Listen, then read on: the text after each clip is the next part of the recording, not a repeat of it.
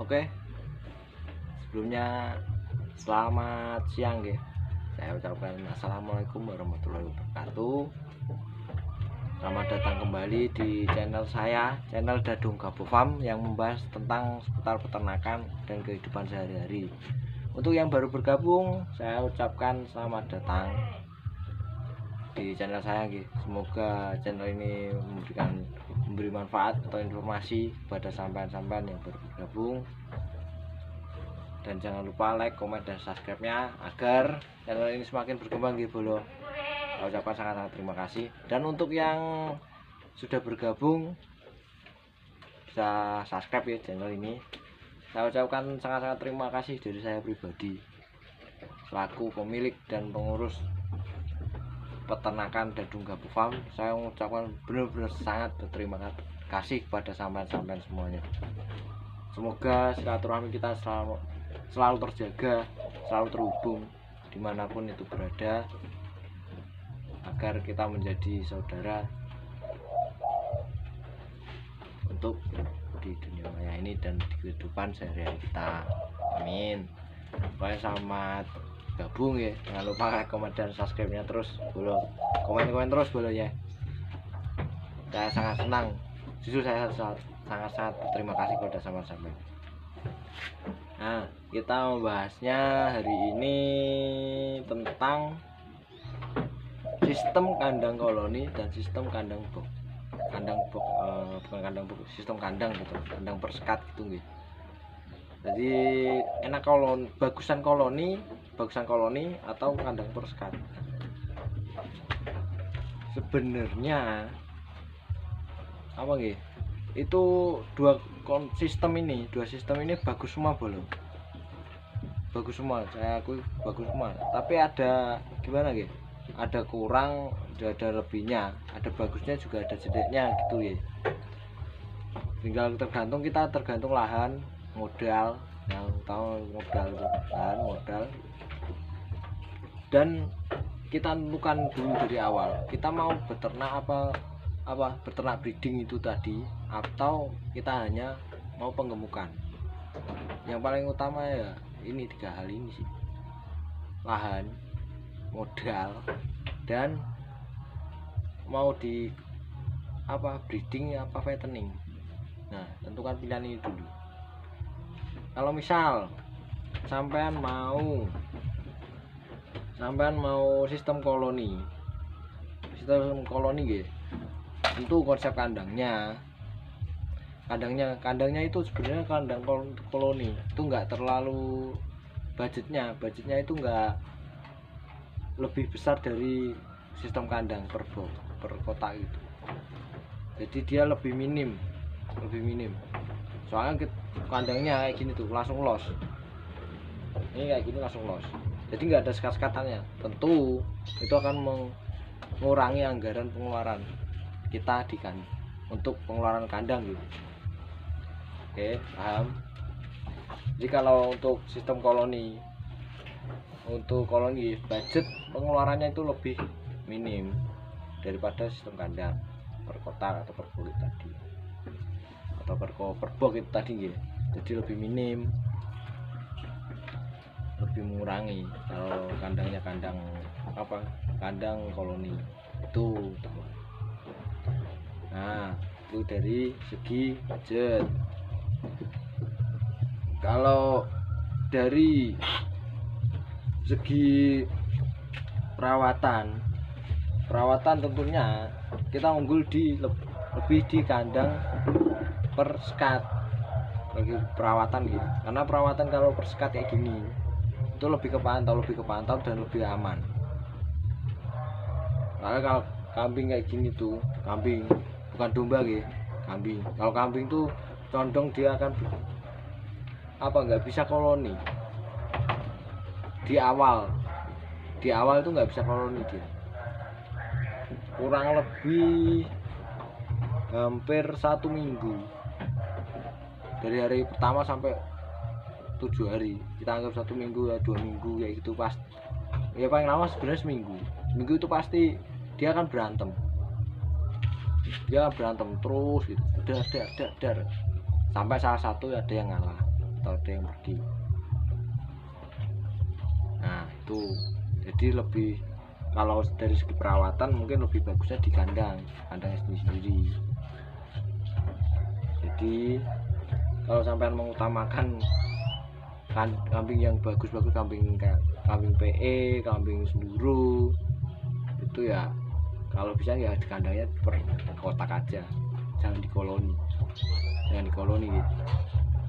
Kalau di koloni resikonya cukup lumayan.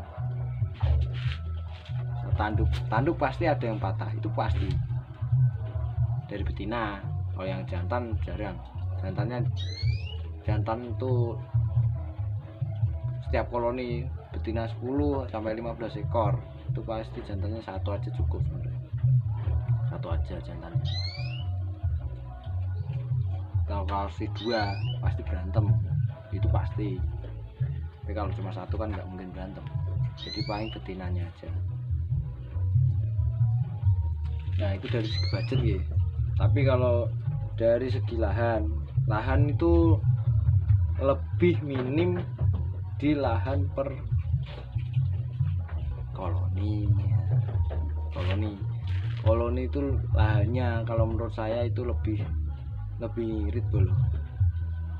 Lahan saya ini kurang lebih ini berapa nih? Lebarnya itu kurang lebih 4 meter, panjangnya sekitar 12 meteran ke sana gitu. Itu sama ada tempat untuk pembaran koloninya itu ada. Ini cukup untuk kambing. Ini kan kambing saya baru 12 ekor. Ini saya muat lagi misal 50 ekor bisa, tapi dengan syarat ini harus saya jebol dulu, saya jebol sekatan itu muat. Tapi ya itu resikonya tadi saya sebutkan tadi. Tapi insya Allah ya ini udah. Kalau cuma untuk kambing 50 insya Allah muat kandang ini. Nanti kita buka di sini ya, itu muat 4 meter kali 12. Tapi kalau misal di kandang per sekat, mana bisa 50 muat di lahan segini, kan nggak muat. Itu kenapa kalau saya bilangnya budget dan lahan. Karena itu difokuskan di situ dulu. Kalau budgetnya lumayan lebih baik kandangnya persekat karena lebih aman. Kedua, kenapa kalau lahannya lebih lebar ya tentunya enak nih kandang persekat daripada koloni. Kalau saya kan nggak ada lahan dan budgetnya ya kayak gini. Kambingnya karena masih segini ya saya sekat, tapi nanti saya jebol karena budgetnya juga ini. Saya dulu nyicil itu gantung sampean. Nah terus yang terakhir tadi, tentukan mau berternak sistem breeding apa fattening. Ini sangat menentukan banget belum. Untuk jenis breeding, untuk breeding paling enak itu emang sistem koloni, paling enak. Karena kita nggak usah mikirkan jauh-jauh, nggak usah mikirkan masalah perkawinan itu jantan akan mencari sendiri mana yang betina yang birahi dan mana yang tidak birahi. Jantan itu pasti tahu jantannya gitu. Kalau sampai mau breeding di koloni itu wah konsep paling enak, paling gampang.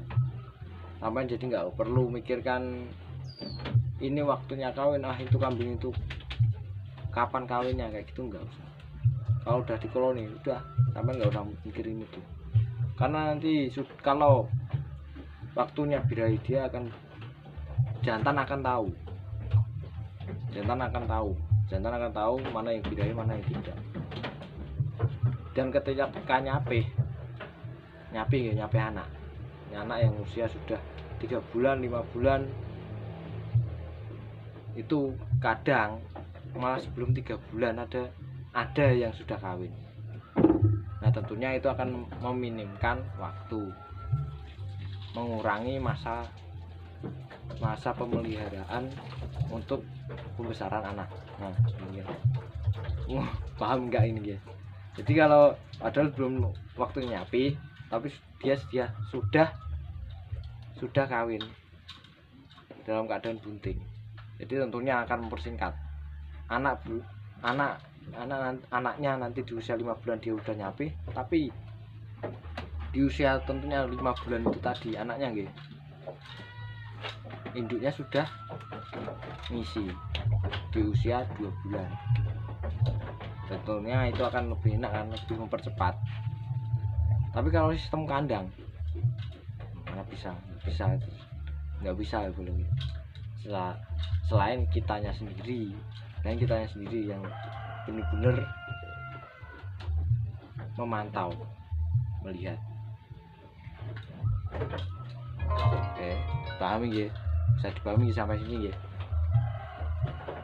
Jadi kalau mau fattening, nah kalau fattening mah bebas.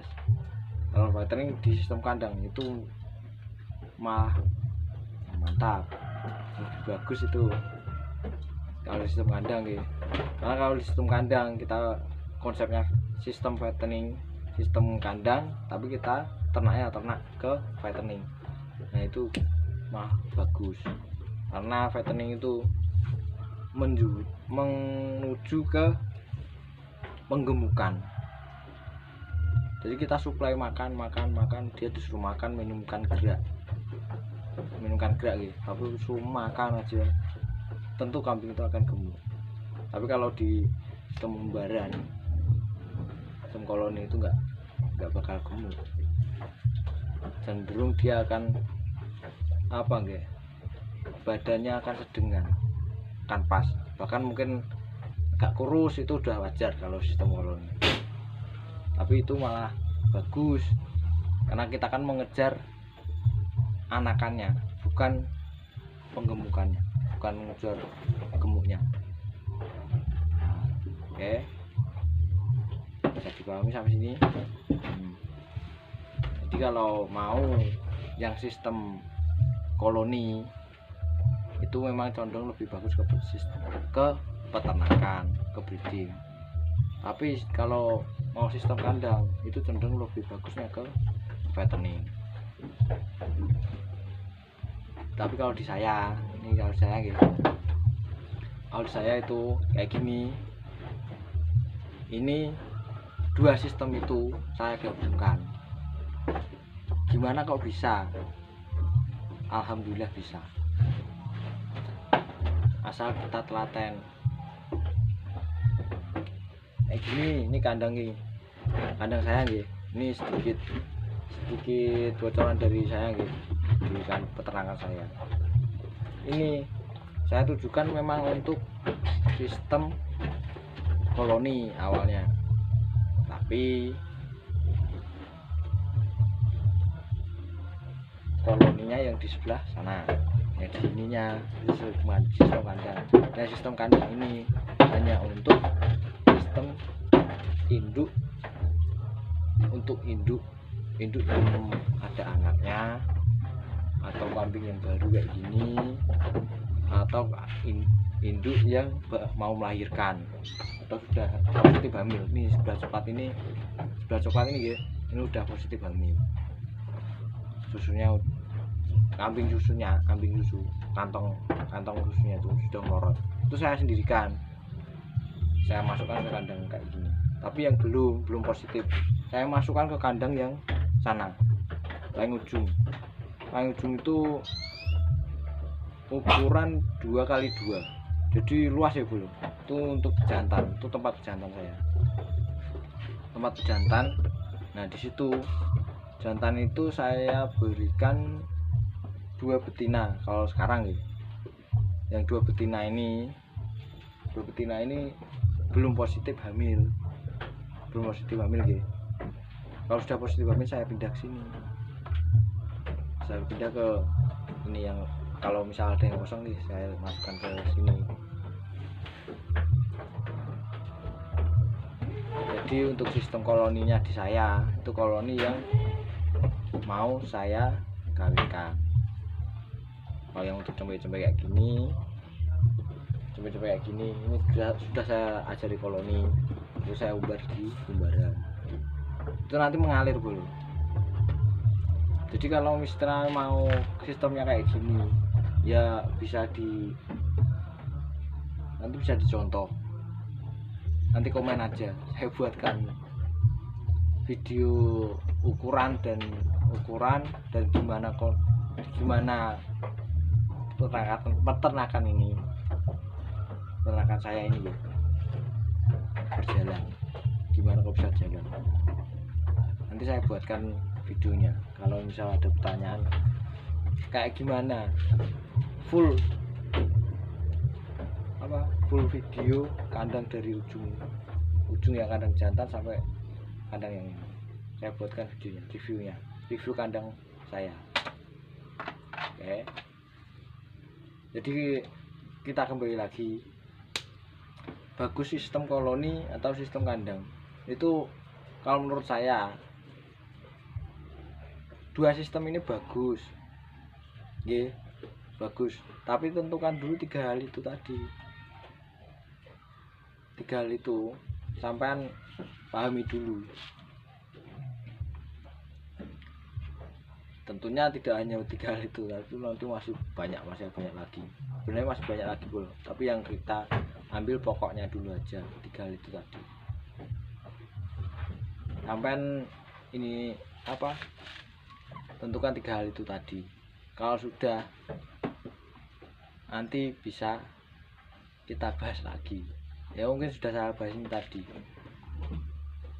bagusannya yang mana. Tapi kalau saya konsepnya ya kayak gini. Ini saya gabungkan sistem koloni dan sistem kandang. Tapi kalau ada yang mau memberikan tambahan, memberikan saran, monggo, alhamdulillah, saya malah seneng.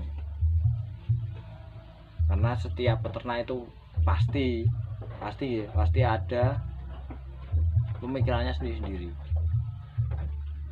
Jadi kalau mau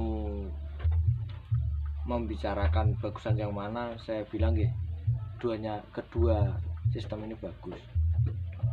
Tinggal kitanya aja mau ambil yang mana.